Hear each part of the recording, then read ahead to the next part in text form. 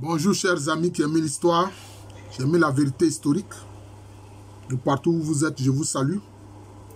Alors, comme je l'ai dit, je fais une série de vidéos où j'utilise seulement des termes, des mots simples, soit de lieux, etc.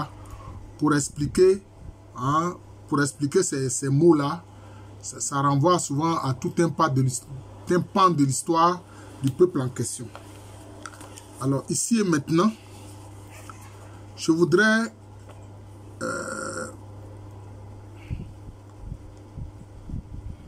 expliquer les noms suivants. J'espère que je pourrai le faire pour... Si je n'ai pas pu faire les 4, peut-être que je ferai 2 selon le chronométrage, le temps de minutes que j'aurai mis. Sansani Mango. Sansani Mango. Il s'agit des Anofo qui ont quitté le pays Ano en Côte d'Ivoire actuelle, notamment dans la région du Pricro, où nous avons les Anofo ou Anofoué, qui sont partis et qui se sont retrouvés au nord de l'actuel Togo. Ils sont en partie au nord de l'actuel Togo et au nord de l'actuel Ghana, notamment dans les plaines du fleuve Oti. Dans les plaines du fleuve Oti. C'est un guerrier, un roi Mamproussi. Les Mamproussi sont de même extraction que les Mossé du Burkina. C'est lui qui est arrivé dans la région de Bouna. Il a entendu parler de la bravoure des Ano. Et il a envoyé une délégation voir le roi Ano pour demander à ce qu'il se joigne à lui pour faire des guerres pour avoir du butin. Et puis, il est retourné chez lui dans le Mamprougou. Le pays des Mamproussi s'appelle Mamprougou. Ce roi-là s'appelle Nantabia. Et au moment où il rentre, etc., peu de temps après, il décède. Donc, les Ano se préparent, ils montent, je peux dire, une armée qui va dans le Mamprougou. Et arrivé là, on constate que le roi Nantabia est mort. C'est son fils de 5 Djerenga qui est là, mais qui ne peut pas encore exercer le pouvoir. Donc, c'est un régent qu'il trouve. C'est comme ça que ces Anofo vont se retrouver dans cette région des plaines du fleuve Oti, en partie au Ghana actuel et au Togo actuel.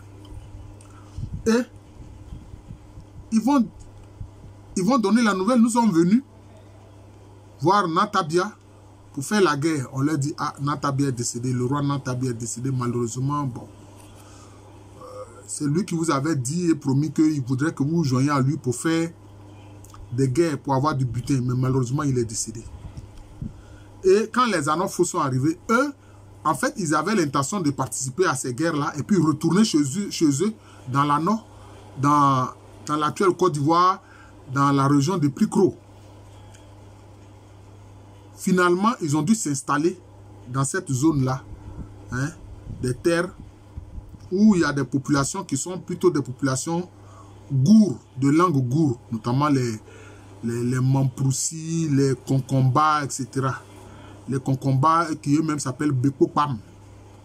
Alors, qu'est-ce que alors ces Anofo qui sont d'extraction majoritairement Akan, qu'est-ce qu'ils vont dire? Comment ils vont appeler cette région-là? Où finalement ils seront obligés de s'installer.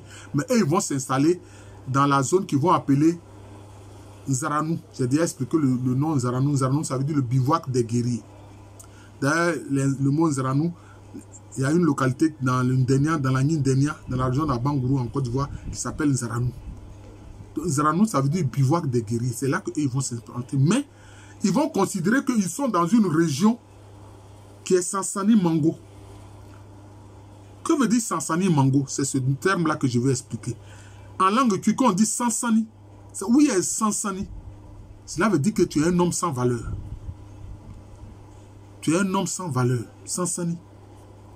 D'ailleurs, il y a une chanson d'un célèbre artiste musicien ghanéen qu'on appelle Nana Kwame Ampadu. Il a une chanson où il dit Mignon Sansani, Mignon Sansani.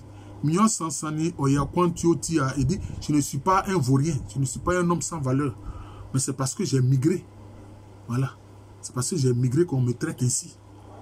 Vous voyez. Donc, Sansani, ça veut dire homme sans valeur. Pourquoi? Parce que pour les Akans, tout homme devait avoir un fusil. C'est pour ça que quand un jeune homme entre dans l'adolescence, son père a le devoir de lui acheter un fusil. Donc, Mango, Go, ça veut dire le point, le centre. Mai, ça veut dire pays ou peuple. Go, ça veut dire le lieu. Donc, Sansani Mango, ça veut dire qu'ils disent qu'ils sont au centre d'un pays, d'un peuple sans valeur. Voilà. C'est ce que Sansani Mango veut dire. D'ailleurs, il faut considérer que tous ces voisins-là qui sont des peuples Gou sont des Nganga, c'est-à-dire des esclaves, en fait, des captifs. C'est comme ça. C'est comme ça, les Akans, ils ont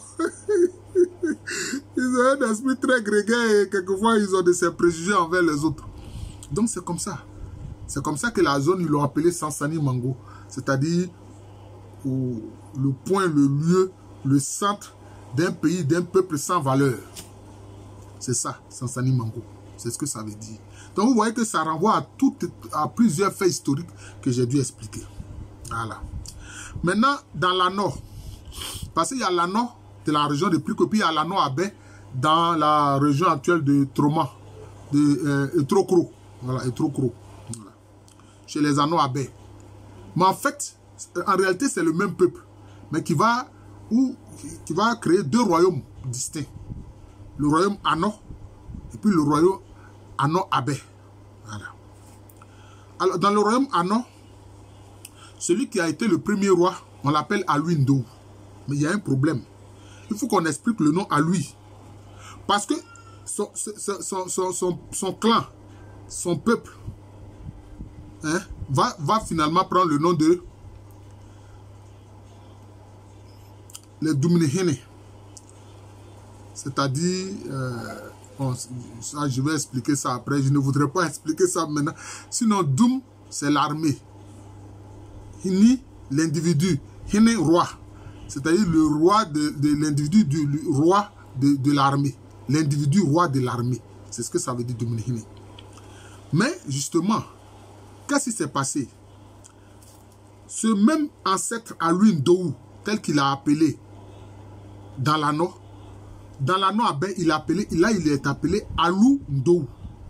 Vous voyez bien ce glissement-là? Aluindou dans l'Ano, Aluindou dans l'Ano Abé. C'est le même lignage, c'est la même famille, c'est le même personnage. Pourquoi? Parce qu'en fait, c'était lui qui était le chef guerrier de l'avant-garde. Quand ce peuple-là a quitté le Dankira, ils ont quitté le Dankira après la défaite du Dankira en 1701. Donc, ils arrivent au tout début du XVIIIe siècle dans ce qui va être le pays Ano. Donc, peut-être tout au plus 1705. Vous voyez? Alors que le nom Aluindou est bien conservé dans l'Ano Abé, dans l'Ano tout coup, ça devient Aluindou. Pourquoi? Mais parce que l'ancêtre Aluindou va s'accaparer du pouvoir au détriment de ce qu'on appelle les Ahouans. Mais en fait, le nom Ahouan aussi, c'est un glissement. Ça vient du nom Agona, puis Agouan, puis Ahouan, qui est en fait le nom de la famille royale du Dankira. Vous voyez, qui est le nom de la famille royale du Dankira. Donc, en principe, ce sont les Ahouans, ou si vous voulez, Agona, Agouan. C'est eux qui devaient exercer le pouvoir. Mais quand ils sont arrivés dans la région, Nana Aluindou dit que c'est lui et son clan qui doivent exercer le pouvoir parce que c'est eux qui forment l'avant-garde, donc c'est sur eux que repose l'armée, c'est eux qui prennent le plus de risques pour la défense et la sécurité du royaume. Vous voyez. Et c'est comme ça que son nom Alou va glisser pour devenir Aloui. Pourquoi? Parce que Aloui, c'est un arbre. Hein? C'est un arbre chez les Akans qui sert à faire des ordalis. Comme ce que nos frères Bété appellent Gopol. Voilà, c'est ça. C'est cet arbre-là qui sert à faire des ordalis. Hein? Quand on le saigne, il y a une sorte de sève qui sort. Et si on dit qu'on veut rechercher la vérité pour voir si quelqu'un est coupable ou non, on l'oblige à boire cette sève-là qui sort de cet arbre-là. S'il meurt, on considère qu'il était coupable. S'il ne meurt pas, on dit qu'il est innocent.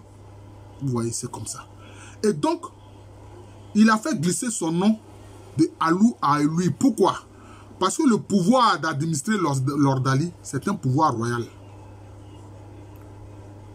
Il a fait glisser son nom de Alou à Alui. Sinon, dans l'anneau Abé, ils ont bien conservé le nom de cet ancêtre, c'est Alou Ndou.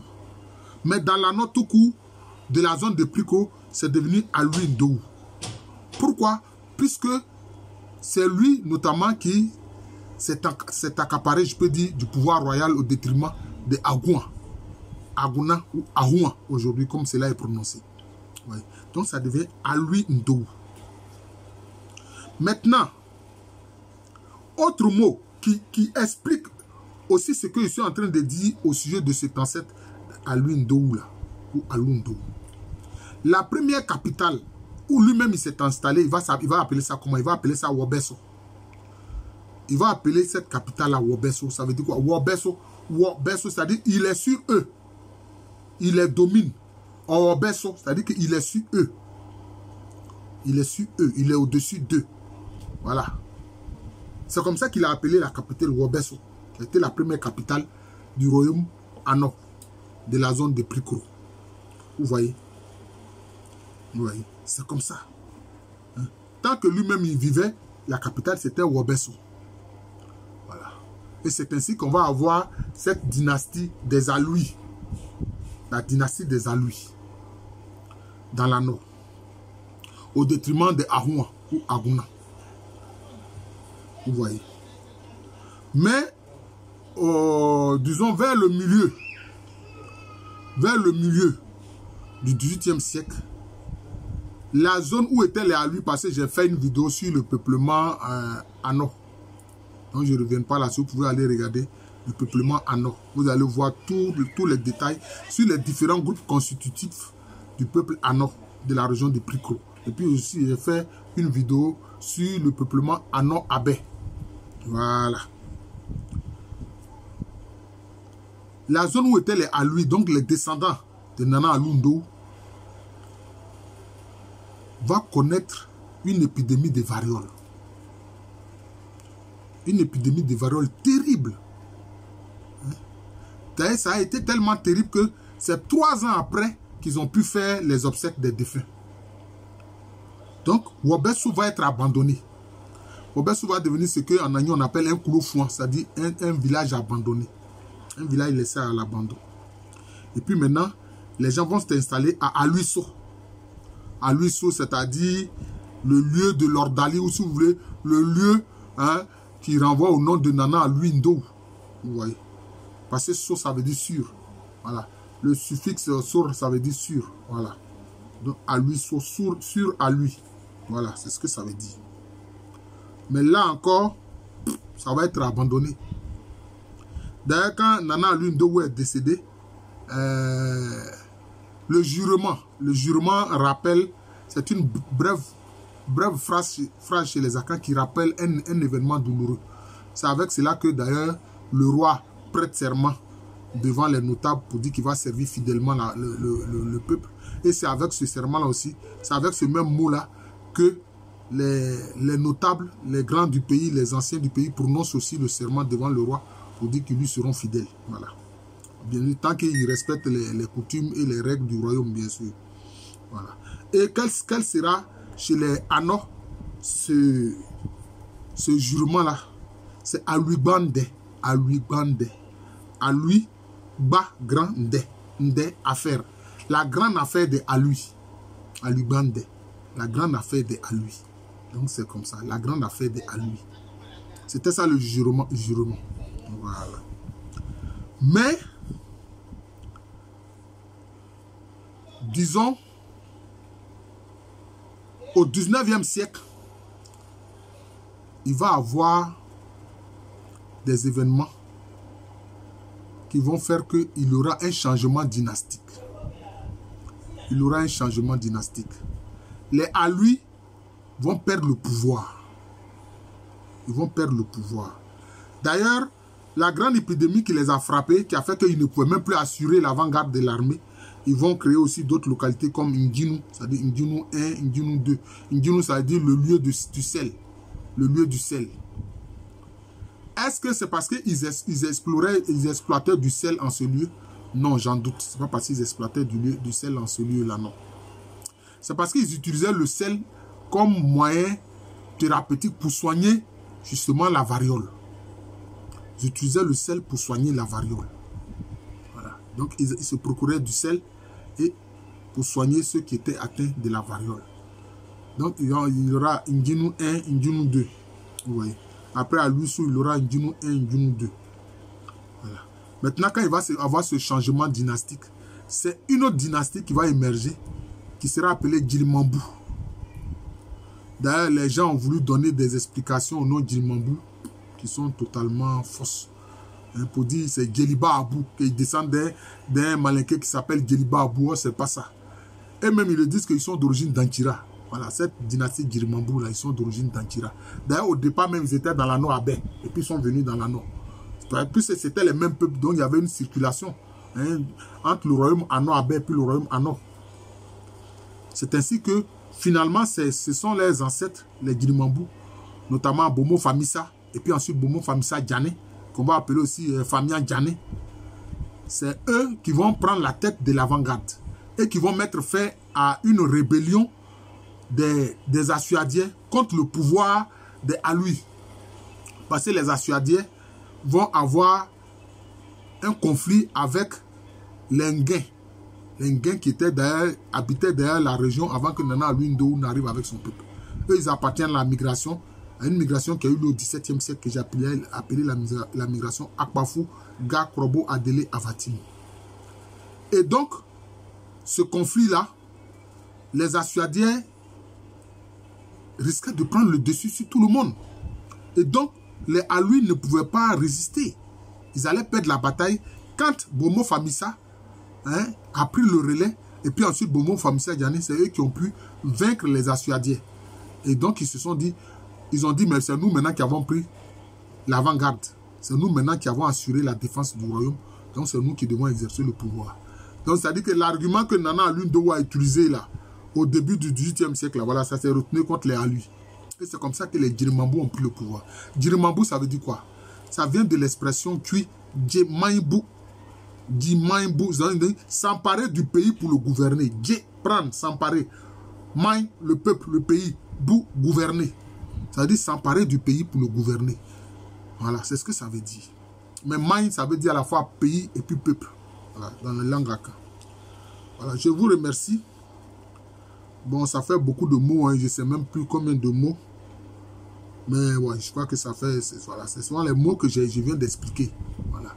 Je vous remercie. Je suis le professeur Alou Kwame René, professeur titulaire d'histoire à l'université Félix Houphouët-Boigny, université qui est à Abidjan, c'est à Cocody. C'est en Côte d'Ivoire, un pays situé en Afrique de l'Ouest.